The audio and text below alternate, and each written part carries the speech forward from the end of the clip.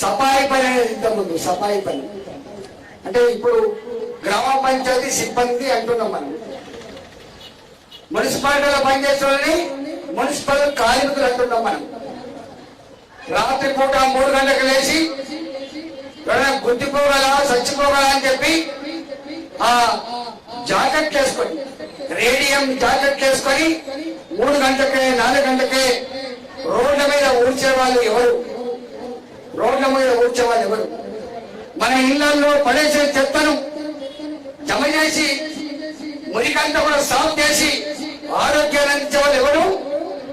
పేద పేద ప్రజలు. నాకు తెలిసి ఈ పని చేసిన దాంట్లో మెజార్టీ దళిత బిడ్డలు మాత్రమే ఉంటారు, లేదా పేద బీసీ బిడ్డలు మాత్రమే ఉంటారు తప్ప వేరే వాళ్ళని పనిచేయరు. అలాంటి పేదవాళ్ళని ఈ దేశం చిన్న చూపు చూస్తుంది.